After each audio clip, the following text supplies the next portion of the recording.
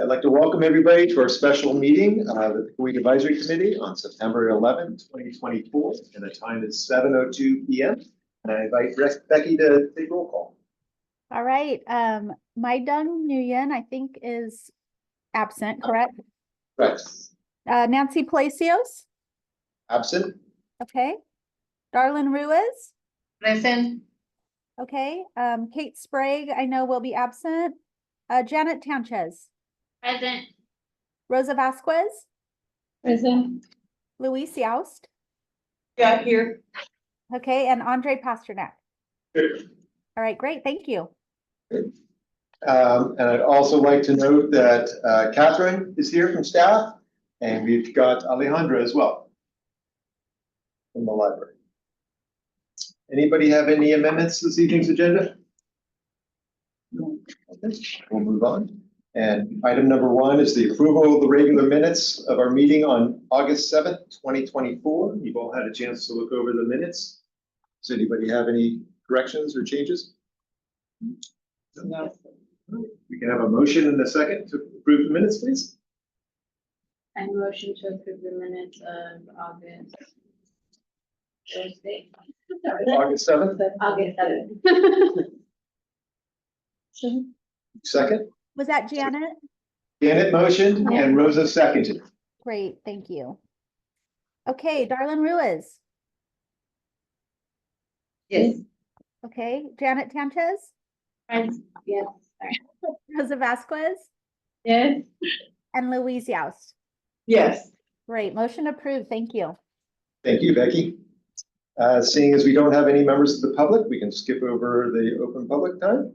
And we'll go matters before the committee. And item number 3A is our Pickleweed Library renovation. I'm going to turn it over to Catherine. Yeah, so it's nice to see you all. We're here to talk about an exciting project. The city was able to successfully get $2 million, $1 million in a grant from the California State Library, and then another $1 million in memorial funds that the city had for library improvements. And that is going to be focused on the Pickleweed Branch Library. You know, $2 million sounds like a lot, but it doesn't get you a whole lot, unfortunately, when you're looking at construction. So what we are really trying to do with this money is look at the current configuration of the library and how can we improve it to make it flow better, to make it a better experience for the community. You know, it's a little dated. It's not the most effective use of space. There's really large bathrooms for a small branch library. So we've been working with Abe from Jason Architecture to look at what options do we have to kind of really freshen up and improve that space for our library users. We've got Alejandra here, who's been working with us from the library team to really make sure that the community and how the community uses the library is reflected in what we're doing. So we're here for questions at the end. But I'm going to turn it over to Abe, who's going to show you what we have proposed for the library. Wonderful, thank you. Nice to meet all of you, and thank you for joining us and providing some feedback this evening. So I'm going to log into this Zoom Google meeting. Give me a second. Yes. There you go. Yes. Thank you, Alejandro. Actually, usually next door, but we had an open exit.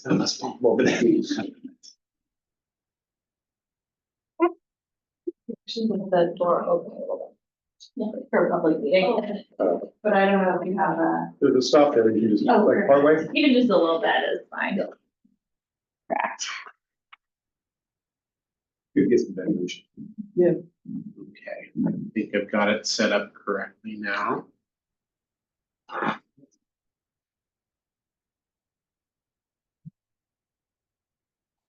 Should you know? Let me make sure. Oh, there's it. Thank you. I forgot my warning. Share. Okay, yeah. Sorry, I'm not used to the dual. I know, it's not typical. Yeah. It's pretty handy though. It's just feedback. So it's a little bit faded on screen here, so I will, talk to the screen. Certainly, I have it on my computer as well, and then I imagine this could be shared afterwards if there's something that's unclear on the screen. Thanks.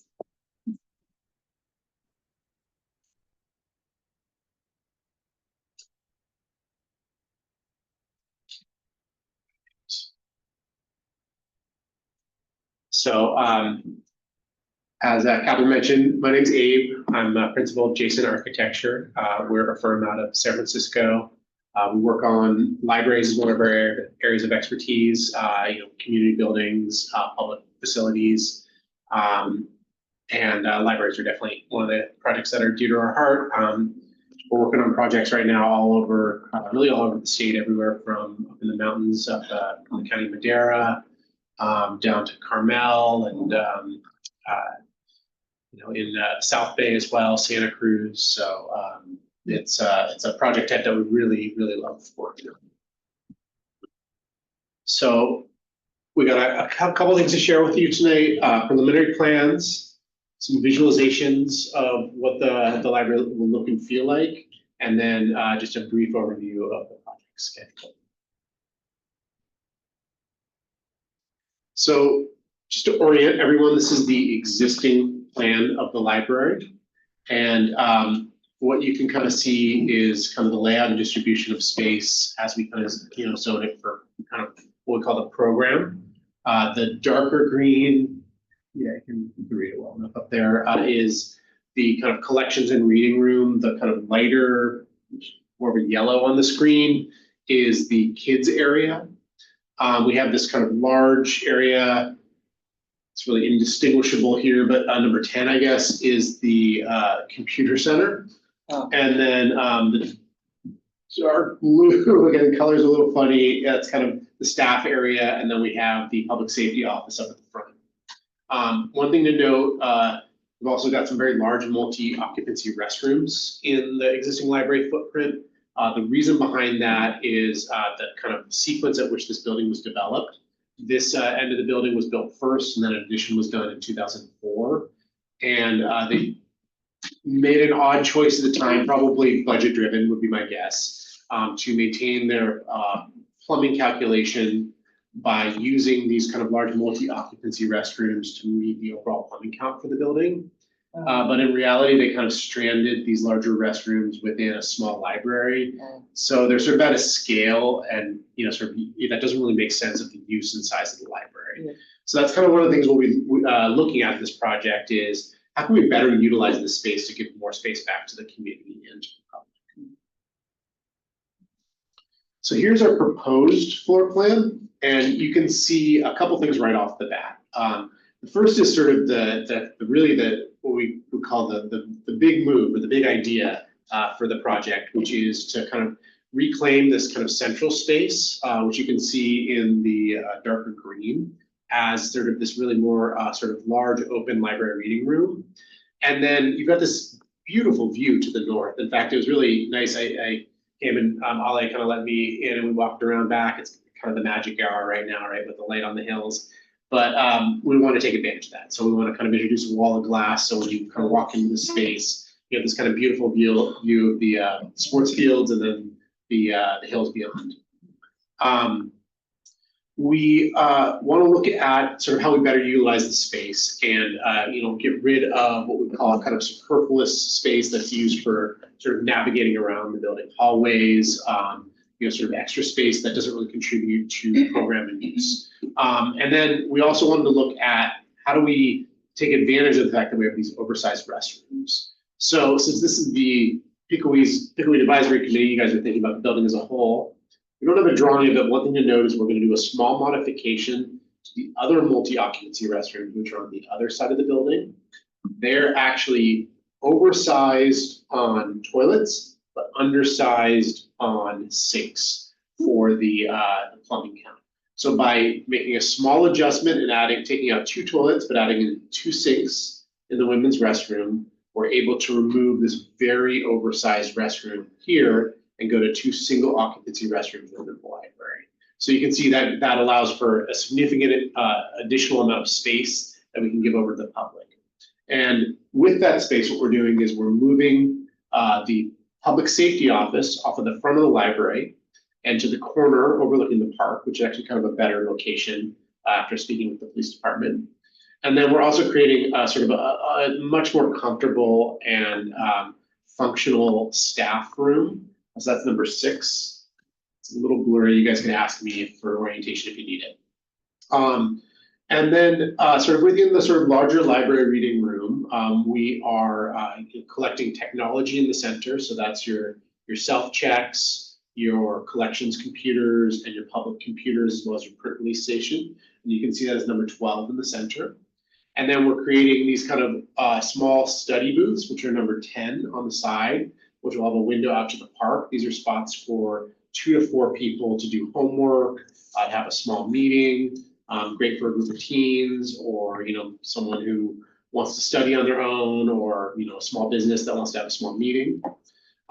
We are creating a door directly out to the exterior, which you can see straight through on that wall of glass on the other side. That's number 11.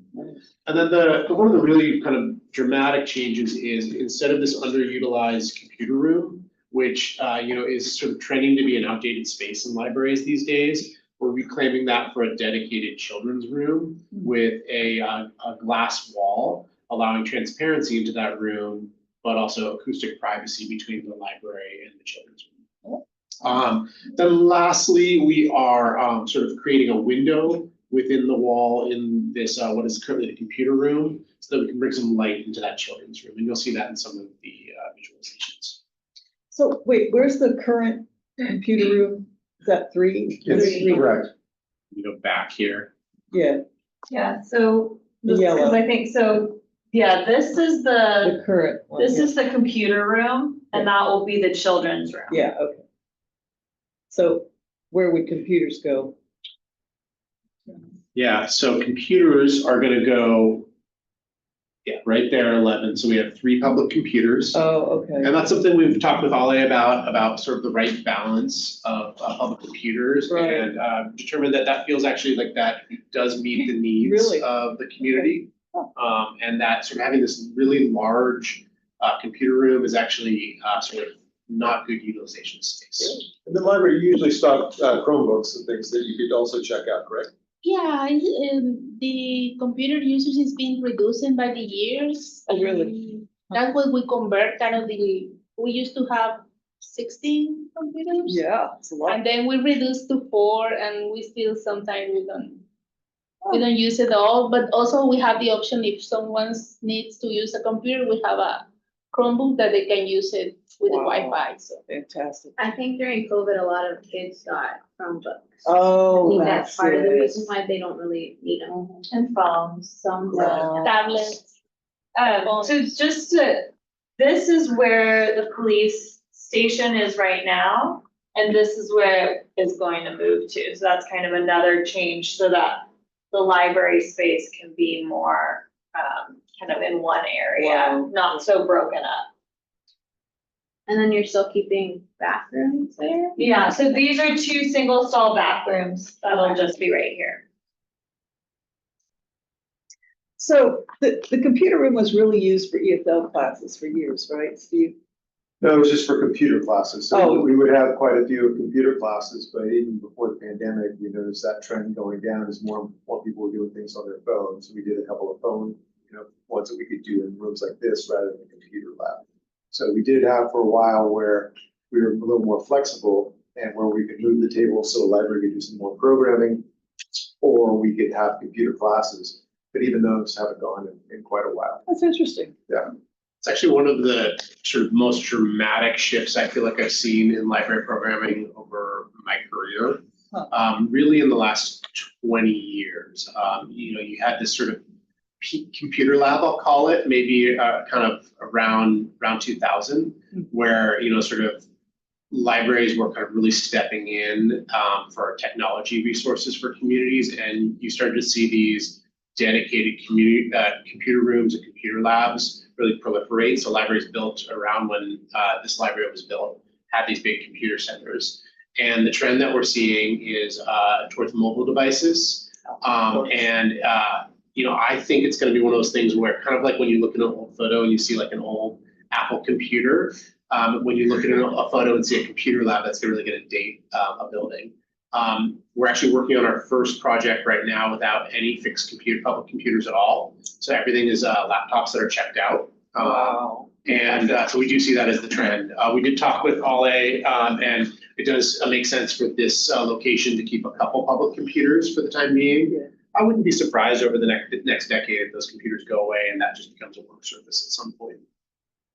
At Northgate, we only have Chromebooks. Okay, We don't have any fixed public computers. wow, that's amazing. We can come back to this if you have questions. All right, so this might be a little hard for you guys to read, so I'll kind of try and walk you through it. So this is kind of a comparison of existing versus proposed. So we do collections in terms of linear feet of bookshelf. So there is 143 linear feet of adult collections, that's fiction and nonfiction, in the existing building. And in this proposed layout, there's 150. So a little bit more, but basically almost the same. With the kids collection, there is currently 267 linear feet. We're going down to 260. So again, a very modest drop, basically the same linear footage. For teen, there's 48 linear feet. We're going up to 55. So again, very, very close. We are increasing the amount of holds because we know that's something that we see an increasing use in libraries from 10 linear feet to 25 linear feet. It's just something that we're seeing a trend where people do sort of use the library where they can book things in advance and come in and pick them up, especially if they're regular library users. And then we're also introducing an area for new books. I know that's integrated within the library collections as a whole, but we're kind of giving a kind of dedicated showplace for, this could be new books, this could be popular collections, summer reads, et cetera, staff picks. So in general, actually really pleased with this. Often when we do library renovations where we don't increase square footage, we actually see a reduction in linear footage of shelving because we need to bring in ADA clearances where there were not previously, and we're bringing in other programs. But because we were able to reclaim so much space from the oversized restrooms, that computer lab, we're actually maintaining the collections, which is really great. It's pretty rare that we do a library renovation without adding square footage where we are able to do that. In terms of comparing square footages, so the existing collections and reading room is 385 square feet, and we're actually increasing it to about 1,000 square feet. So dramatic increase there in terms of public space. Kids space is going from about 220 square feet to 485 square feet. Circulation, so when I say circulation, that's like the space it takes to move around the building. It's kind of wasted space. You need space to get from point A to point B, like hallways, space around doors, et cetera. But we're going from almost 400 square feet down to 120 square feet. So we've really reduced the inefficiency of the layout of the building. The staff space is going up from 145 to 245. Honestly, the space doesn't work well for the staff right now. We need to give them a better working environment. The computer center is actually one of the areas that we're gaining space, right? It's going from nearly 500 square feet down to no square footage, right? And then restrooms are also dropping dramatically from 400 square feet down to 70 square feet. Community policing is remaining the same. And then storage, there's a sort of a doubling of storage, but it's not a huge amount of square footage. Right. So what does this all look like?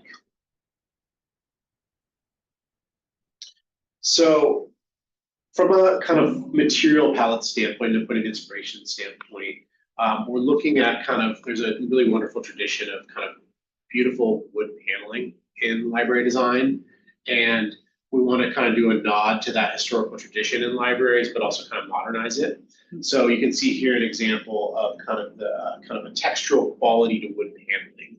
And we're using that as a point of inspiration and a part of the material palette. In this case, we're looking at white oak as the wood. And then, we sort of obviously want to complement that with other materials and think about our color palette. So we've got white oak. We've got sort of a pretty neutral carpet in the sort of adult large reading room. And then we're looking at these sort of colors that range from kind of blue to kind of burgundy as the kind of more sophisticated adult colors. And those are complemented with, and it's pretty hard to see on screen, but some quartz countertops, a little bit of brushed aluminum metal, and some decorative glass. So that's the kind of adult material palette.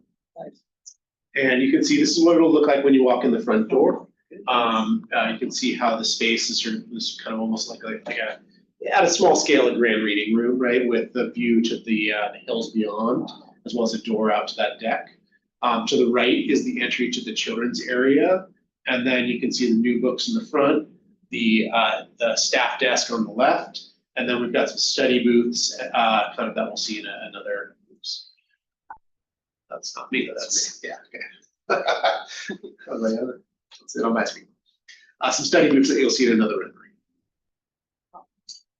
So here is the view, kind of looking towards the entry to the children's area, and you can see it's a glass wall. We're looking at some fun signage there with patterns people run into the glass. That glass is great because it provides supervision from the main desk. So someone sitting, Alair, one of her team sitting at the desk, can directly supervise the children's area, but there's acoustic separation, right? So the kids are a little bit rambunctious in there. They're not, disrupting the other folks in the space. You can also see the print release station there, the new entry on the right. You'll notice that we're getting rid of, there's currently like a vestibule that's really wasted space, right? It'd be one thing if we were in Utah and it was -20 outside, right? But it's not necessary in the mild climate you have here. So it gets rid of what is essentially a room with 2 doors that doesn't serve a lot of purpose. So that gains some space. We've got some community flyers there as well. On the left, you can see the door into the hallway to the rest of the community center. Now here's from the other side. So this is from the side where the deck is, looking back toward the entry. And you can see there'll be a nice little seating area with some lounge seating and a coffee table. This is going to be the spot you're going to want to hang out and read a book.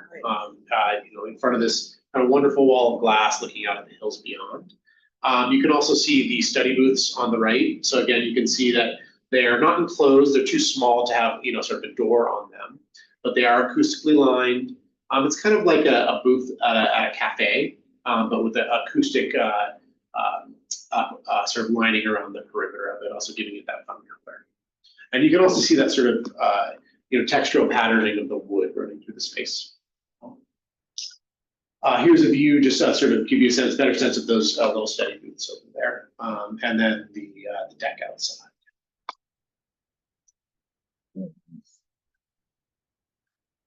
This is the sort of slightly different palette for the children's area. So we want to sort of, keep it within the same family of materials and kind of language, architectural language that we have in the rest of the library, but give it a little bit more color, a little bit more fun, a little bit more vibrancy. So instead of going heavy on the wood, natural wood, what we're looking at is doing a stain on the wood. So you still see the sort of texture of the wood, but it has a color to it.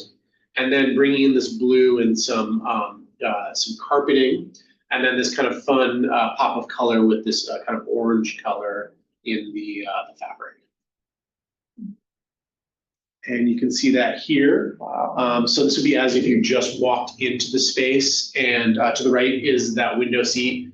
Right now it's kind of a very dark room, and we want to punch an opening in that wall, give some opportunity for some light to come in, potentially a spot to sit. Although we were talking with Ollie, maybe that's a spot to study as well, so that's something we're going to explore. And then we've got bookshelves lining the perimeter. We like to do that in small spaces because it allows flexibility. Everything within the space is movable furniture. So in the event of a big storytime gathering, you can pull all the furniture out of the room, move it out through the double doors, and set it in the space outside. And then have a big gathering. I think you could probably fit 20, 30 people in this room pretty comfortably. And then we've got a little built-in seat over there in the corner. That would be an opportunity to sort of have a storytime event or something. We've also talked about maybe doing a public mural in that location as well. It would probably be a sort of a durable vinyl mural rather than a painted mural, just for sort of durability purposes. Here's the view looking back towards the entry. Again, we're looking at some study tables in the space. Those are the two sets of tables and chairs over there. And then some kind of flexible, comfortable lounge furnishings towards the window. And, we like the idea of a combination of some lounge chairs as well as some hoops. Kids can kind of bounce around a little bit on them, and they're playful and beautiful. And then kind of just looking back, you can see the window and the entry, and that gives you a sense of the space.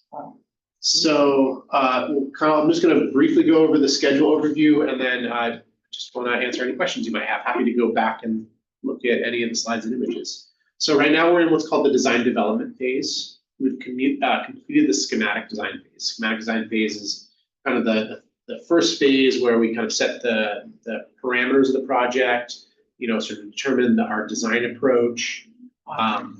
And design development is a refinement phase. It's a good spot to sort of come to you guys for feedback. We've really sort of established the kind of best approach from a programmatic standpoint with the city and the library. But we are doing kind of refinement and, sort of talking about materials, about colors, about sort of if there's any sort of specific things that are really important to the space. So that's going to run basically through the fall here. Then we enter what's called the construction documents phase. That'll be completed by spring next year. Construction documents is really like, it's the nitty-gritty details. It's all the engineering, sort of all the specifications of materials, all the details that go together for a public bid construction set of drawings. Then we've got a permit. We'll be in permitting through the summer. And then because it's a public job, we have to go out to bid. So this is a public bid. We don't just select our contractor. It's publicly noticed. That'll be bidding through September of next year. And then we should enter construction in the fall of next year and be done in the spring of 2026. So even these little jobs, they do take a long time, especially when you kind of overlay public processes on it. That gives you a sense of, where we're headed from. So with that, I just want to open it up for discussion.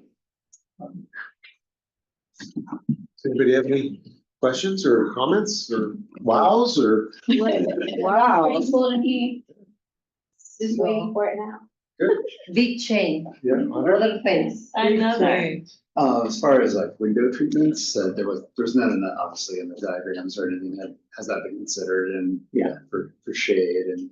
We always do automated roller shades for windows, and we have those in the project. It's a level of detail that you wouldn't see in this type of thing, but they're in our design documents. And it's the type that coils up in the ceiling, and then instead of having we don't like to do this approach on public buildings with the cords. It'll be a push button up and down. Yeah. Very cool. And those will be in like the study areas as well. It's all the windows have those. Yeah, we generally, unless there's a good reason not to, we put them on there. And then a second question: did you consider for the palette and any other design features? Did you look at neighborhood or historical things at all as to draw from? We talked with Catherine and Ale about the community and sort of what was sort of the right balance for it. We definitely wanted to do kind of a nod. One thing we always try and do is make sure that there's some warmth through natural materials in wood. And then we wanted to give it some pops of color. And we tried to strike a balance with, in the adult area, we wanted to feel a little bit more sophisticated, but still have some color to it. And in the kids area, we look for a little more saturation. Right. I will say we probably looked at like at least 3 different color schemes already with these guys. So that's something we're still talking about. Yeah, of course. Yeah. And we recently have a community engagement with the movie parks here outside. Mm-hmm. And most of the people say, oh, could you change the color? They should. We're still considering. But yeah, we have received some suggestions from the community. Thank you. And open to color and materials are subjective, but like we're actually totally open to hearing if like you like something, you don't like something, so please feel free to share that. I always feel like I'm not sure if you've been Kaiser Santa Fe always has like really like cute little color schemes in their pediatrics. Yeah. I always think they're pretty cute. I haven't been to Kaiser Santa Fe, so The one at the new one. Yeah, the new one. It's beautiful. Yeah, I'll have to, maybe I can find it online. yeah, they have like really cute little things for the kids. Something when we did the center, we really made sure, well, it's for me, but they did Fiesta colors and not, be cautious about game colors. Oh, in there, so, yeah. Yeah, I think it's like green, more green, and like they have like a whole wall that's kind of like glassy matte, and it's like just color boxes everywhere. It's like really cool to go inside. Makes it fun for the kids. Yeah, they jump around everywhere. I think the other thing that Abe mentioned is we're that there's that big curved wall in the corner. And we want to do like a youth mural there. So that'll be, I would imagine, okay. like create a lot of color and Oh, space, color you know, something inside. working with like Villa Vista San Pedro. And we could do it, we were talking about doing it on like a vinyl that could be redone every few years. So kind of the next generation of kids comes and they get to see their work reflected in the space. I was just thinking that murals would be a natural for this community, be lovely. Maybe a Diego Rivera, maybe, perhaps. We're thinking of our local artists. We have to, we gotta do kids art. Yeah. Is the library gonna have just one entrance, or are they gonna be able to come in from the other side of the? They'd be able to come in, well, there'll still be the interior entrance from the community center. There'll be the main one there, and then they will be able to come in from the field. Yeah, Oh, they wanna back open an extra door. Now you can get in from the back. So you can see on the plan here, there's the door that doesn't currently exist, which will be in that glass wall at the back. Here's, we'll put in a new door and make it look nice, but that's basically the one that existing comes- door. Yeah. And then a new entry, again, we lost that vestibule where we had kind of a lost space there, but those are the three entrances there. And then separately, there is a community policing entry here. That's gonna be not for the public, that's dedicated to police staff. They will also be able to directly enter the library as well, but these will have a separate, separate access entirely. They're not community access. That was something we also kind of thought about, was giving the police station, cause they need to access the restrooms, and ability to access the restrooms without, having to walk all the way through the library. Do you guys have a lot of like strollers and like bikes that come through that don't have locks? Like, how do you guys control all that? Well, in the new design, we are considered to have a space for strollers mainly. We have for the bikes, but they barely use it. Okay. But now we're gonna have a lock to borrow. Sometimes people ask for it. Okay. So, but now in the new design, we wanna have the little space, right? Yeah, I mean, we'll need to talk about that because that kind of speaks to how much work we can afford to do on the exterior. So we're doing very little work on the exterior, it's worth noting. Really what the work that we're doing on the exterior is actually interior work, it's putting in windows. So other than that, it's pretty minimal in terms of exterior. So where you said that a mural would be placed, is that a see-through glass or it's just See-through glass on the side? on this side, and then the mural's gonna be on that side. Oh, Yeah, okay. so again, this is kind of as if you just walked in the front door and you can see the glass wall to the right. That's gonna have kind of more of a sign on it. You can see how it says children's. So we'll design that. It'll be fun and playful and allow people to see through, but also still run into the glass. The mural, which you actually can see here as well, is visible beyond there. And it's kind of a curved banquette seating over here. And so this is, right now, we've just rendered it with this kind of sunset kind of colors. But what we want to do is work with the community and develop a mural. But what we will take it as a digital file and then make it a custom vinyl wall covering so that it's durable, it's sort of appropriate for a public use. It's not going to get beat up. And then ultimately, should the city and library want to change it down the road, they could. So one thing that occurs to me is that when there's big events here, like Dia de los Muertos, you need all those stalls in the women's bathroom for big events like that. So that's one thing that occurs to me. Obviously, it has to be ADA accessible, of course. Maybe Steve, you could speak to how many big events does this place have per year that would want to have huge bathrooms? I've been lucky to be included in a lot of the planning meetings, so I've expressed that, when we have big kitchen areas and stuff, all the stalls are used. But, I think when you average it out to the general use, we serve the community better by making this adjustment.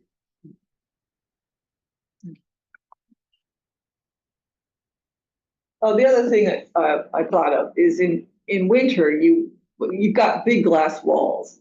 And so you do have a covering for them, but is that enough to decrease the heating bill? So the heat goes out through, well, they're double pane glass, I assume. Yeah, and these will be thermally broken. It's also north facing, so usually in this type of climate, we're actually more worried about heat gain in terms of energy use, air conditioning.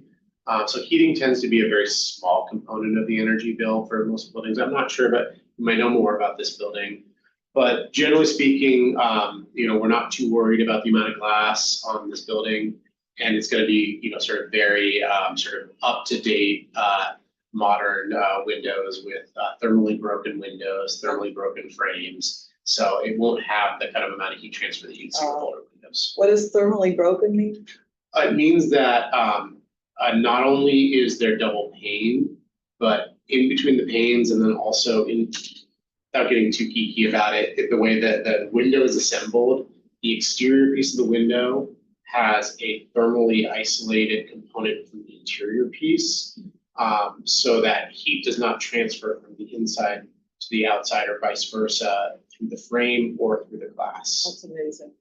And actually, when you look at the lobby of the community center, it's glass on both sides. So Right. this actually makes it more like that. We have the glass. And I've always been a fan of having windows because it advertises. When we Yeah. talk about the mural on the other side, we're possibly covering it, but we want to show off what's inside. I think people walking by and seeing the kids' room from the outside, hey, that's great, and it'll draw people in. Yeah, it's a great idea. Love it. I think hopefully we can work with you. We're definitely going to want to trim those trees a little bit artfully if we put this window in front of the building, because there's kind of like some denser trees. So that's Sounds like the request we had from the mural plan. Yeah, I can't even remember what they are, but I'm sure we could just have it more similar to, yeah. This actually looks nice. I think it's a little denser. it probably. There's that one tree in the corner there. Excuse me, I have a curiosity. Are you going to put camera inside the camera? No, No cameras. no, like video cameras inside the library. No, that's not a request we've gotten. Only you can speak. to it. Outside, no? There's We have- part of the park project, we talked about trying to do that, and we haven't secured that yet, but we don't typically do anything on the inside. Oh, okay.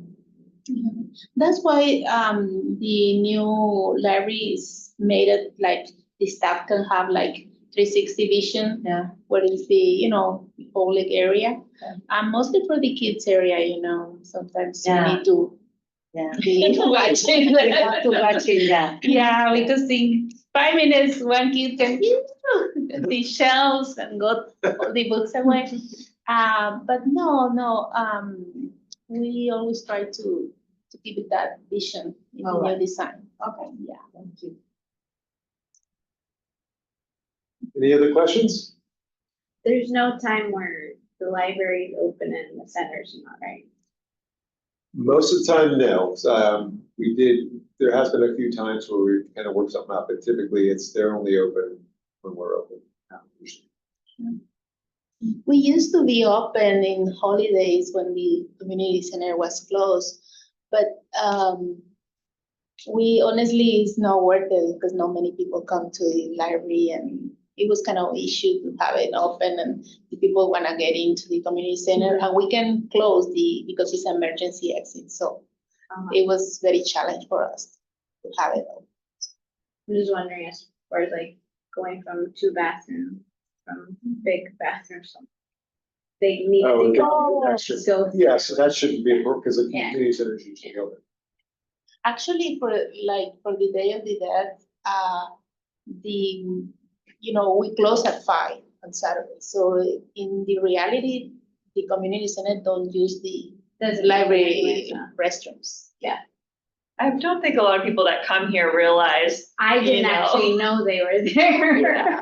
I always went all the way. There's no bathroom there. It's handy, sometimes these Yeah. get out of, there's an accident there, we have to close these down, so when the library's open, we can Yeah. route the Reroute, camps and yeah. stuff like that way. And I mean, It's rare. really though, the actual. We're dropping, I'm curious, how many fixtures are we dropping, like two? Two toilets get replaced with 2 sinks. Oh, no, I meant in there, how many are there now? Cause Um, it's, I think the women's is like 2 stalls plus, No, the men's are the. So, with 3, 4. Yeah, Wow, so, okay. so it is a real reduction.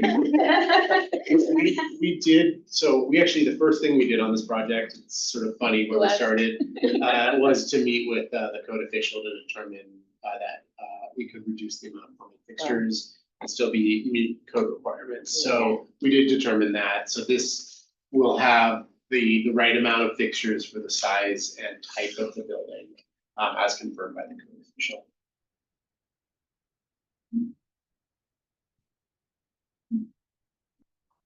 Any other questions? Beautiful. Hey, Catherine, Alejandro, we appreciate you coming in tonight. This has Thank been you. great. Yeah, thank you. Thank you, A guys. lot I of really appreciate exciting it. projects Yeah. happening, Yeah. you know, it's been a long time coming. Beautiful. I love the blue in the children's room. That's blue gray. Such mixed Funny. Yeah. Really? We like it too. We wouldn't put it there if we didn't. but Yeah. Some people don't like it. Color. Yeah, colors are very subjective. I think people feel it's dark. That's It kind is of been the dark. feedback we've gotten. Yeah, they want a lighter color. But as a staff, always we want something that it can be sustainable, Like like. can get dirty and all of this. Because it's the kids, so, Sticky things. yeah. I think there's some calming. It is. That's a good- yeah. We think it looks lovely, and we also have, we, I think, talked about some other color options. I know we'll continue to talk about that, because colors are tricky. And, we don't want to, it's too small of a space to have like 30 different colors in like one room that's this color. So we're gonna need to kind of pick one scheme. And that, will mean that it's not gonna be all the colors in the rainbow. It'll have that sort of nice cohesive palette. And some people will really appreciate the colors. Some people are like, oh, maybe they should have done the yellow. Yeah. Yeah. Well, you would know, right?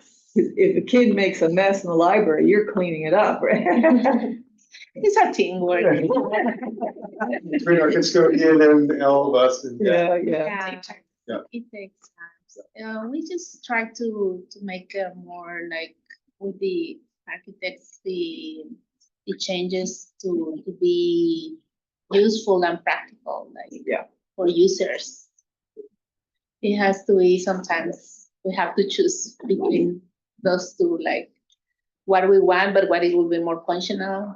Yeah. And sometimes it's hard to combine these two elements. True. I'm happy that you guys are thinking about the colors that you're putting in there. I think it's a good idea to have a different outlook or inlook for the community.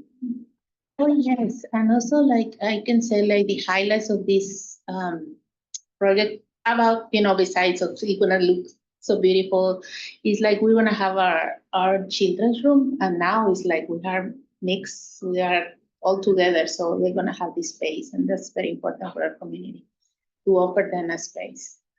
So. Great.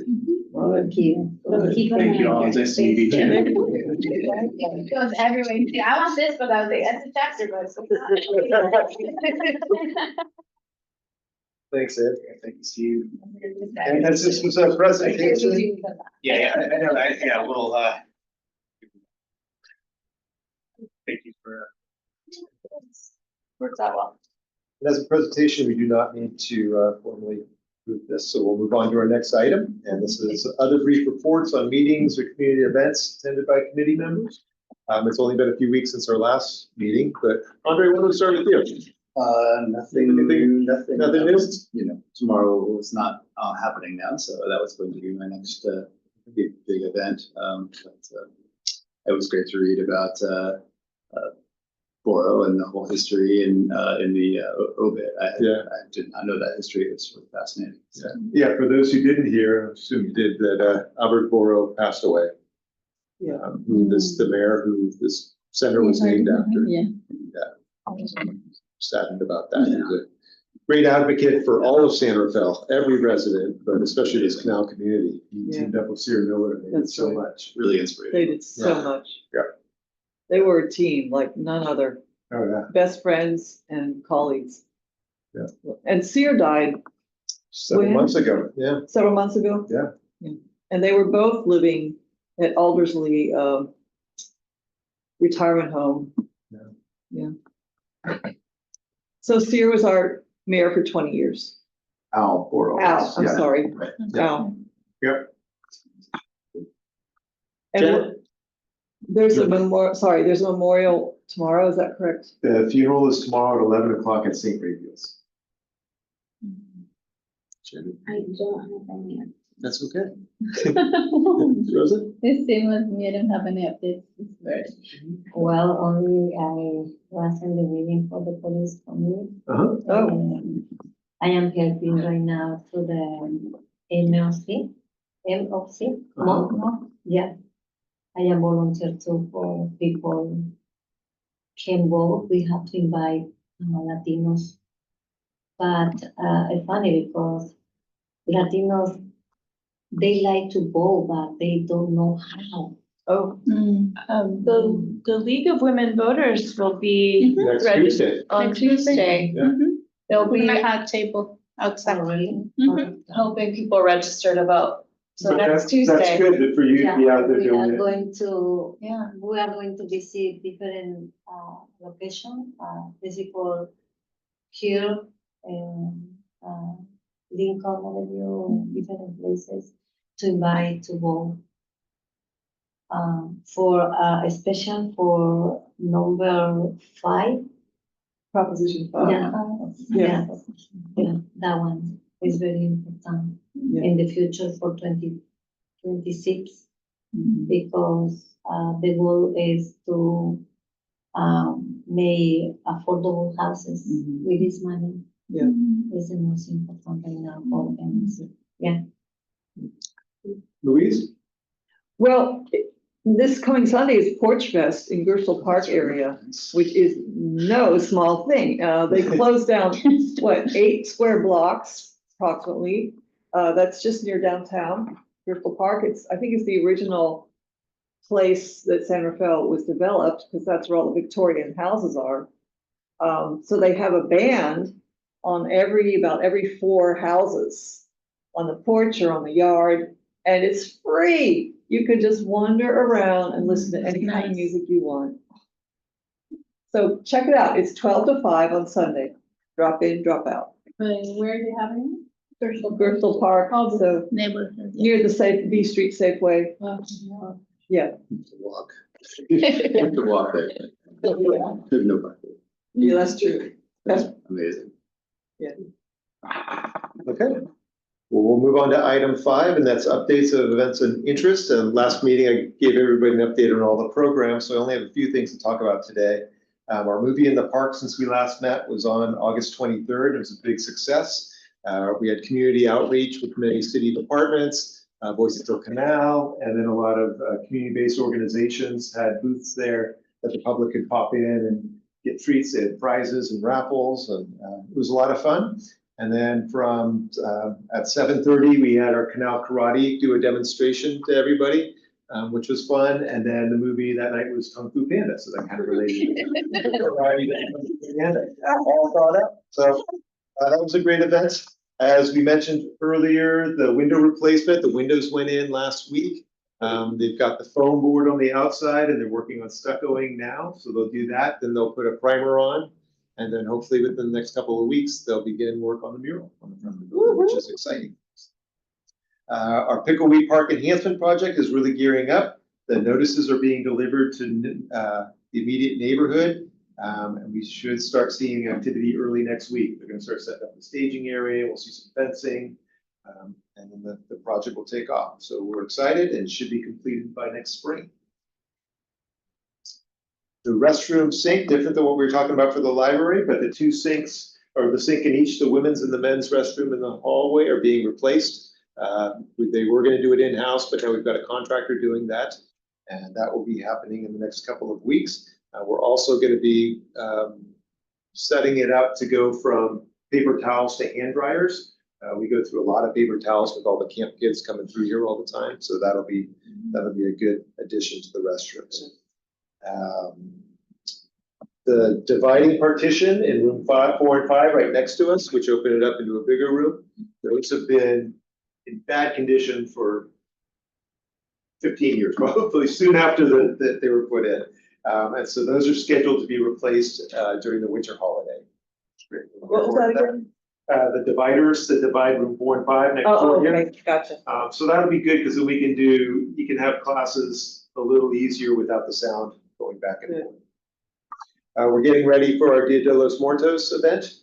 The car procession downtown is October 19th, Saturday at 3 o'clock. That will start at the Marine Clean Energy parking lot across from the Multicultural Center and go down 5th and then come back down 4th. By that time, the altar should be up in the windows. Catherine committed the library to have an altar. Add them to our list. And then our main event will be here on November 2nd. Louise, has anybody reached out to you about okay? Will you be available on November 2nd? Yes. Okay. Louise, for those of you who don't know, plays steel pan at 4 o'clock. And it was people are coming in and it just echoes perfectly through the lobby. Really, it's really inviting. So we appreciate having her every year. Thank you. So starts at 4? The event starts at 3, but usually you perform at 4. Yes. But somebody will reach out to you. I usually perform the first hour. Yeah. Okay.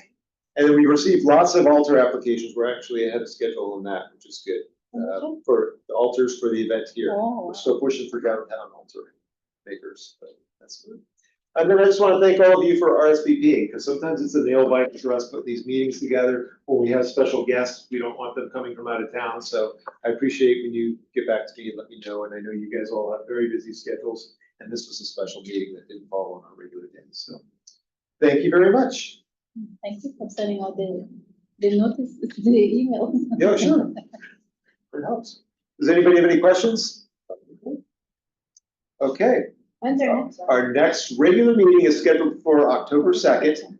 As I mentioned at our last meeting, since it's close to right now, if we don't have anything special for the agenda, we may cancel it. This one will count instead. But right now, let's just count on that, and I'll let you know as we get closer. Okay. All right, so we'd like to adjourn the meeting at 7:55 p.m. And we want to thank Becky for all your help tonight. Thanks, Steve. All right. Have a good night. Ciao. Thank you. Thank you. Catherine and Ellie.